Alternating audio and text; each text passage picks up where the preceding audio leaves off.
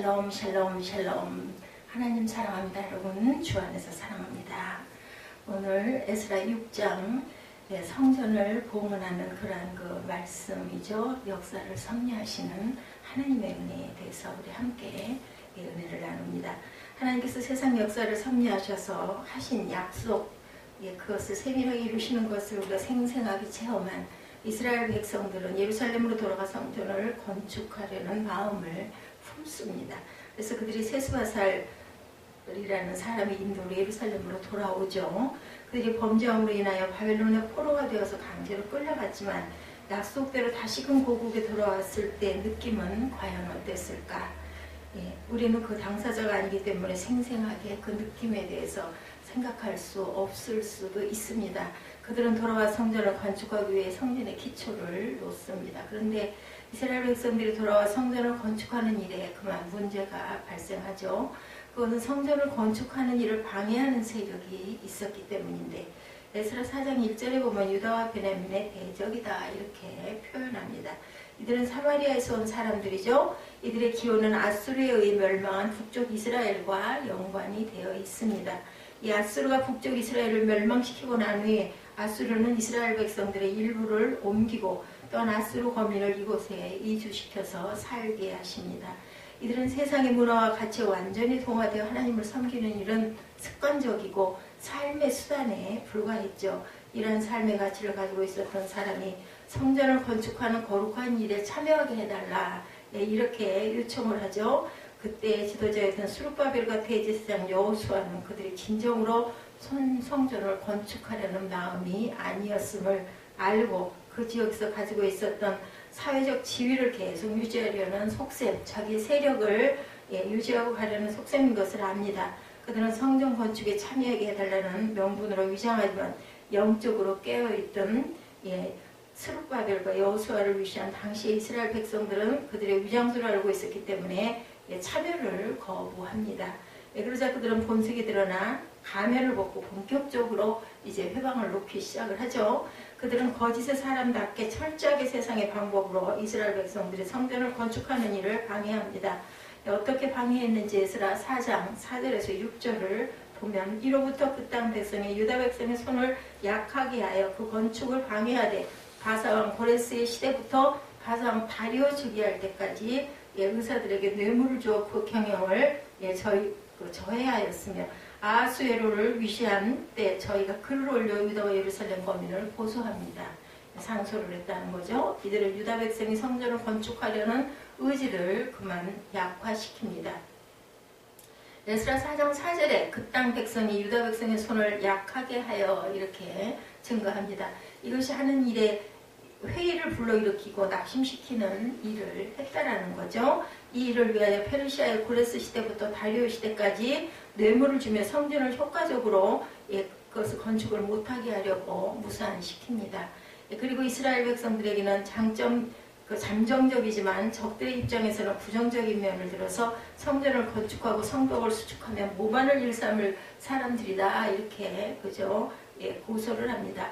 에스라 4장 14절에서 16절에 보면 그 고소 내용이 부분적으로 나타나 있는데, 우리가 이제 궁의 소금을 먹는 거로 왕의 수치당함을 참아보지 못하여 왕을 고소하오니 왕은 10조의 사기를 살피시면 그 사기에서 이 성읍은 패역한 성읍이라 예로부터 그 중에서 항상 반역하는 일을 행하여 열왕과 각 도의 손해가 된 것을 보시고 아실지라 이 성읍이 회파됨인 까닭이다 이렇게 나타나 있다라고 얘기를 합니다. 이제 감히 왕에게 고하니 성읍의 중건대 성곽을 피력하면 이로 말미암아 왕의 강 서편 영지가 침범을 받아서 없어지리이다 이렇게 얘기하죠. 이스라엘 백성이 바벨론으로 포로로 끌려간 이후에 이 땅에 이권을 누리며 살았던 사람들이 조직적으로 반대하고 관리에게 뇌물을 먹이면서 정치적인 영향력을 행사하고 방해를 합니다. 이러한 조직적인 반대가 한시적으로 끝날 것이 아니라 무려 6년간 계속이 됩니다. 그래서 결국 기원전 536년에서 520년까지 16년 동안 성전 공사가 중단이 되죠. 그러나 외적으로는 바벨론 포로 이후에 그 땅에 살던 사람들이 그들이 차지하고 있었던 기득권을 놓지 않기 위하여 조직적으로 반대한 일 때문에 중단된 것이 1차적인 이유이고, 또 다른 중요한 이유는 그 당시에 선지자였던 학개와 스가랴 선지자의 글에 나타나 있습니다. 이들은 외부적인 방해를 핑계거리로 삼아서 자기의 집을 세우는 일에 힘을 기울였기 때문이다. 학기 1장 3, 4절에 보면 당시 이스라엘 백성들을 책망하는 내용이 나타나는데 야훼 말씀이 선지자 학기에게 임하여 가라사대 이전에 황무하였거늘 너희가 이때 편벽한 집에 거하는 것이 가하냐? 이렇게 얘기하죠. 여기에 편벽한 그 집이란 뜻은 히브리어로 천정을 댄 집이라는 뜻인데 아주 고급스러운 자재로 집을 지은 것을 말합니다. 그래서 이 말씀을 70인역 성경에 둥근 천정 지붕을 한 집이라고 번역이 되어 있습니다. 이것은 벽과 천정을 우아하게 단장했다라는 뜻이죠. 그래서 이 말이 의미하는 것에 대해서 19세기에 살던 미국의 유명한 목사님이신 토마스 무어는 이렇게 풀이합니다. 하나님의 일을 해야 할 때가 아니라면 너희들의 일을 해야 할 때란 말이냐. 이렇게 나타났다는 거죠. 너희가 하나님의 집을 지을 수 없을 정도로 그렇게 가난하다면 어디 돈이 있어서 너희들의 집을 짓느냐. 하나님의 집을 짓지 못할 만큼 가난하다면 무슨 돈으로 너희들은 너희 집을 그렇게 단장하느냐는 거죠. 너희가 거처하는 집에 돈을 낭비하는 것을 보니 이 핑계는 위선과 허위로 가득 찬 것이 아니냐. 그래서 당시 이스라엘 백성들이 하나님께서 약속을 신실하게 이행하심으로 마음속에 하나님의 성전을 지으려는 거룩한 열정을 예루살렘에 돌아왔지만 표면적으로는 외부의 핍박 때문이다 라고는 하지만 사실은 자기 집 짓기에 급급했다라는 거죠. 이 일로 인해서 하나님 나라를 향한 이상은 포기하고 정치적으로 세상의 가치에 따라 자기의 집을 짓는 일에만 열심을 내었다는 것을 우리가 볼 수가 있습니다. 물론 이 과정에서 사마리아 사람들의 방해도 있고 다리오 왕 때에는 사마리아 사람들이 거짓 상소로 성전을 짓지 못하게 되기는 했지만 이러한 역사적 상황에서 사실은 이제 사단이 살짝 들어온 거죠. 우선 내가 좀 자리를 잡아야 되겠다. 그러고 나서 나중에 성전을 짓든지 해야 되겠다. 이런 마음이 들어와서 결국은 16년 동안 공사가 중단되었다. 성전 공사를 다시 시작하고 완공하는 일이 그 다음에 일어나죠. 16년 후에. 바로 이러한 상황에서 하나님께서 학개 선지자와 스가랴 선지자를 통해서 성전 공사의 중요성과 의미를 설명하면서 성전 공사를 계속하도록 격려하자 외부적인 상황이 하나도 바뀌지 않음에도 불구하고 성전 공사를 시작하게 됩니다. 이것을 보고 있던 강서편의 총독이었던 바뜨네와 스달보스네와 아바삭 사람들이 성전 공사를 제지하려고 하자 이번에는 이스라엘 사람들이 하나님을 의지하고 성전을 건축해야 할 당위성을 설명하면서 20년 전에 페르시아 제국에 있었던 고레스의 칙령에 따라 성전 공사를 한다는 것을 설명합니다. 이 이야기를 들었던 강서편의 총독들이 연합하여 그들의 말이 사실인지 여부를 알기 위해서 당시의 페르시아 제국의 왕이었던 다리오에게 서신을 보내죠. 에스라 6장은 이 편지에 대한 답신이 나타나 있습니다. 강서편의 총독이었던 바뜨네와 스달보스네가 보낸 편지의 글을 당시 페르시아 제국의 다리오 왕이 보고 예전에 고레스가 내렸던 칙령을 조사하도록 합니다. 그래서 그들은 우리나라로 말하면 왕실의 문서를 보관하고 있던 규장갑과 같은 역할을 하는 곳에서 조서를 발견을 하죠. 에스라 6장 1, 2절이죠. 오늘 본문 어디에서 어떻게 발견하는지 기록이 되어 있습니다. 이에 다리오 왕이 조서를 내려 서적 곡간 곧 바벨론에서 포로를 쌓아둔 곳 조사하게 하였더니 보물을 쌓아둔 곳에서 조사하게 하였더니 메대도 앙메다 궁에서 한 두루마리를 얻으니 하나님께서 역사를 섭리하셔서 고레스 칙령을 발견하게 합니다. 그 칙령의 내용은 에스라 6장 3절에서 5절에 기록되어 있죠.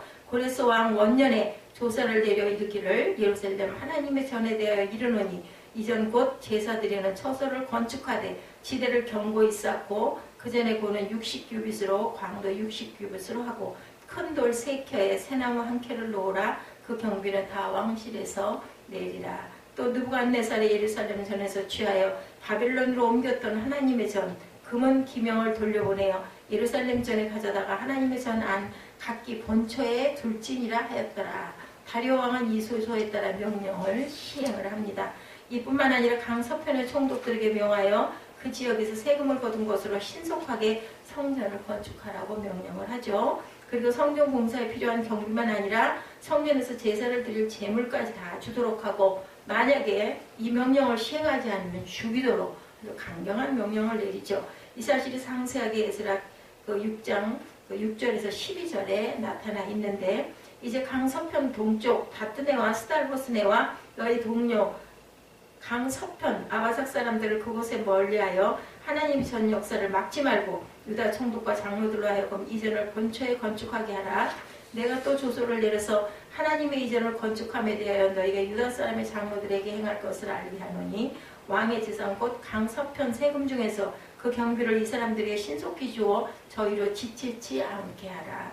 또 그 수용물 곧 하늘의 하나님께 드릴 번제의 수송아지와 수양과 어린 양과 밀과 소금과 포도주와 기름을 예루살렘 제사장의 소청대로 영락없이 날마다 주어 저희로 하늘의 하나님께 향기로운 제물을 드려 왕과 왕자들의 생명을 위하여 기도하게 하라.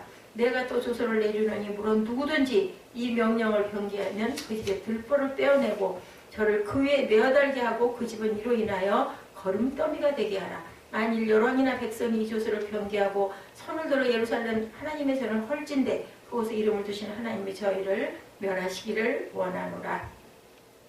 나 다리오가 조서를 내렸노니 신속히 행할지어다 하였더라. 이 명령에 따라 강서편 지역을 다스리고 있던 총독들은 즉시 명령을 이행합니다. 6장 13절에 보면 다리오 왕의 조서가 내림에 강서편 총독 다뜨네와 스달보스네와 그 동료들이 신속히 준행한지라. 우리가 이 말씀을 볼 때 성전공사를 방해하는 사람들의 운명은 죽었겠죠. 그 뒤에 이야기가 자세히 기록되지 않아도 이 왕의 명령을 거역하는 사람들은 다 처명이 되었을 겁니다. 반대로 하나님께서 세상의 역사에 개입하시고 심지어 성전공사에 필요한 재반 경비를 페르시아의 왕실 국고에서 지급하면서 공사는 완공이 됩니다.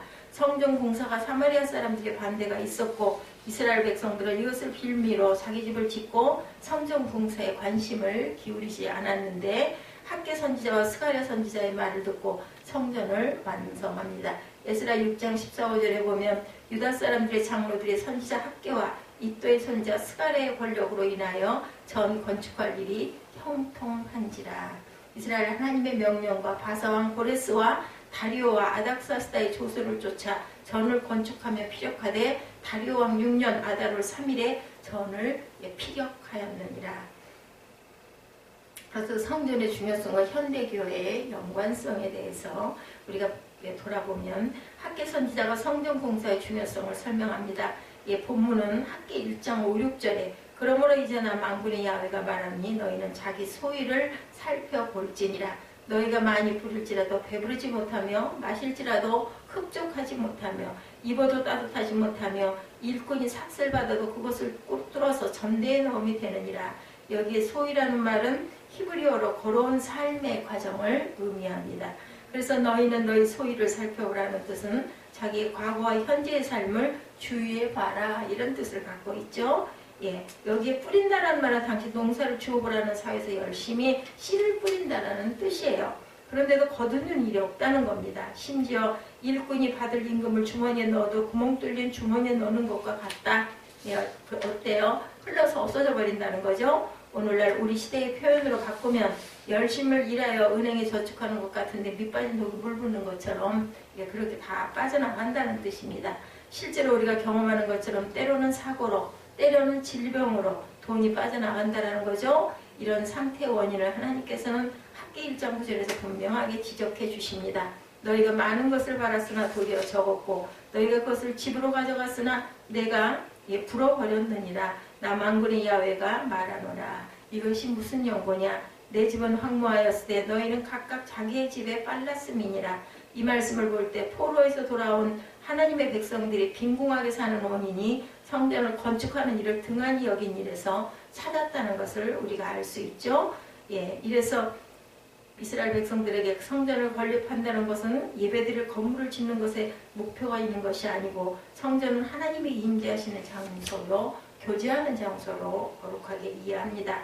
그리고 하나님께서 그곳에 계시며 온 세상을 통치하시며 완전한 하나님 나라의 모델로 이해합니다. 우리가 잘 알고 있는 것처럼 이 성전의 의미는 그리스도 안에서 부분적으로 성취가 되죠. 그리고 완전한 성취가 이루어지는 것은 주님의 재림 때라는 것입니다. 그때는 완전히 하나님께서 우리와 함께 하시고 교제하시는 완전한 하나님 나라가 건설되어 있다는 겁니다. 그때가 당시에 이스라엘 백성이 바빌론 포로에서 돌아와 성전을 건축하려는 것은 하나님께서 궁극적으로 이루시려는 완전한 하나님 나라의 이상을 실현하는 것이라고 우리가 이해해야 된다. 실제로 당시 이스라엘 백성들이 꿈꾸고 바라보았던 것처럼 예수님이 이 세상에 오셔서 구약시대의 성막이나 성전의 의미하는 바를 성취하시고 우리 가운데 임재하시고 교제하시죠. 그리고 재림하시게 되면 완전하게 주님이 하나님의 얼굴과 얼굴을 보며 교제하는 이상적인 나라, 죽음이 없고 고통이 없고 질병이 없고 전쟁과 시기와 질투가 없는 나라를 주실 것이다. 에스라 당시에 이스라엘 백성들이 꿈꾸었던 완전한 하나님 나라는 예수 그리스도 안에서 부분적으로 성취되었지만 아직까지는 남아있죠. 이스라엘 백성들이 성전을 건축하려는 것은 현대적으로는 하나님을 만나 교제하는 일의 중요성도 중요하지만 그들을 통하여 세우실 이상국가인 완전한 하나님의 나라를 바라보았기 때문이다. 그런데 당시 이스라엘 백성들이 바벨론 포로 생활에서 돌아갈 때는 하나님의 살아계심을 생생하게 경험했기 때문에 이 나라에 대한 열정으로 불타올랐었는데 외부적인 방해가 있고 약간의 어려움이 시작하자 스스로들을 합리화하면서 하나님의 성전을 건축하는 일을 포기하고 세상 사람들처럼 자기 집을 짓는 일에만 관심을 기울였다는 겁니다. 이 일은 하나님의 일에 관심이었고 하나님의 관계가 중요하지 않다는 그런 의미가 되죠. 그래서 당시 이스라엘 백성들이 성전 건축을 등한히 여겼다는 것은 성전의 의미에 실현된 관심에는 관심이 없고 하나님과 교제하는 일에 관심이 없었다. 이런 뜻도 된다. 그리고 하나님께서는 그들을 통하여 세우시고자 하는 완전한 하나님 나라에 대해 관심이 없어서 하나님께서 학개 선지자와 스가랴 선지자로 다시 성전 재건을 건축하는 일을 중요성을 깨우쳐 줍니다. 이 말을 듣고 그들이 다시금 성전을 건축하려고 할 때 하나님께서는 역사를 섭리하셔서 페르시아 왕 다리오와 그 총독에게 있었던 바뜨네와 스달보스네를 통하여 건축을 완공하게 하시는 역사. 이 성전이 의미하는 바는 예수 그리스도 안에서 부분적으로 성취되었지만 완전하게 이 사명을 교회에 주시죠. 주님은 구약시대의 성막이나 성전에 임재하신 것처럼 교회 가운데 임재하시고 세상을 통치하신다는 것입니다. 그리고 교회를 통하여 완전한 하나님 나라를 이루시기 위해서 복음을 전파하게 하시고 이 땅에 하나님 나라를 건설하는 사명을 위임하십니다. 우리가 교회를 중요하게 생각하는 이유가 바로 여기에 있죠. 하나님께서 역사를 통치하신다는 사실을 우리가 믿고 가야 되겠다. 그러면 하나님께서 당신은 언약 백성인 이스라엘을 통하여 역사를 섭리하셨다면 오늘날은 누구를 통해서 섭리하실까요? 그것은 택한 백성들의 모임인 교회를 통해서 섭리하신다는 거죠. 하나님께서 교회를 통하여 역사를 통치하시고 완전한 하나님 나라를 이루시기 위해서 계속해서 일하실 것입니다. 그래서 우리는 거룩하신 하나님의 동역자로 교회를 섬기는 일을 중요하게 생각해야 합니다. 이 기본적인 관계에서 모든 좋은 것이 온다는 사실을 기억하고 하나님의 관계를 절대로 멀리하지 않는 저와 여러분 되시기 바랍니다. 주님이 다시 오시는 날까지 역사를 섭리하신 하나님께서 지금도 우리 인간의 이성적인 방법으로 설명할 수 없는 신비하고 놀라운 은혜를 베풀어 주시는 것을 우리가 믿고 그리고 오늘도 그리고 내일도 또한 항상 언제나 어디서나 우리가 항상 하나님의 나라 건설에 앞장서는 귀한 증인들 다 되셔서 하나님의 놀라운 섭리 속에서 보호받고 인도받고 살아가시는 우리 모두가 되시기를 주님의 이름으로 축복합니다.